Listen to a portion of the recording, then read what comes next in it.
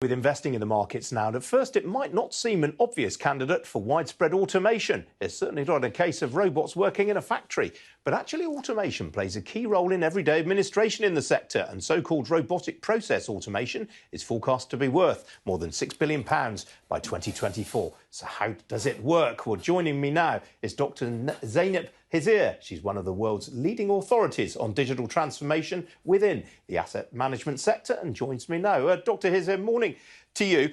Are asset managers a bit lagging in their approach to digital transformation? Asset management sector, Ian, has been going through incredible pressure from a regulatory perspective, Brexit, shrinking margins. So they've had to really think about ways of increasing profitability and reducing their operational costs. They are not lagging behind, but there's still room to grow in terms of digital transformation and adopting technologies. So what does that digital adoption look like? Digital transformation, it's really transforming organizations from their current state of paper-based manual operations to a state desired where they're using technology and technological tools such as RPA. So RPA is robotic process automation. I guess a problem for a lot of these asset managers is there's been a fair amount of consolidation in the sector recently, and in terms of their IT spending, it's more likely to be on integrating systems and upgrading legacy systems. Yes, it is, and consolidation is exactly a big topic. The legacy systems is incredibly difficult. We even call it the legacy concrete. But the beauty of RPA is it's technology and system agnostic. So it can do anything that a human can do, taking information from one system and dumping it onto another, copy and pasting, the swivel chair movement, often the movements that make humans more robots. Now, RPA takes the robot out of the human and it automates it and makes it more efficient. Put this into an international context. How does the UK asset management industry compare with its international peers? Oh, UK is very strong. It's really not lagging behind, neither on asset management nor on the technology aspect. It's still very strong.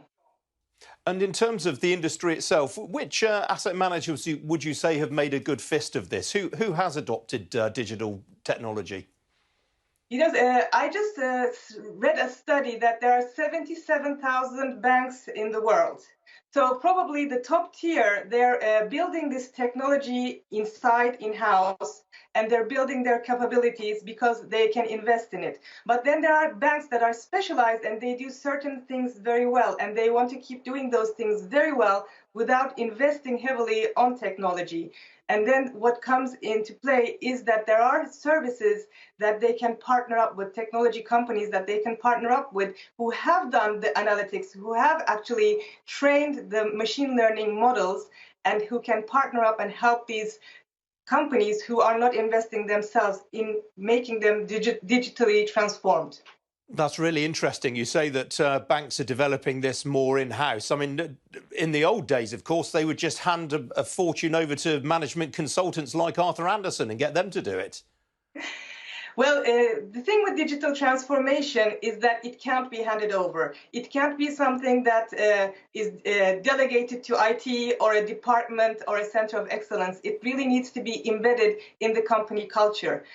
We have to also think about the future upcoming generations. They don't want to be bogged down with manual, automated, mundane, boring tasks. They're born digital.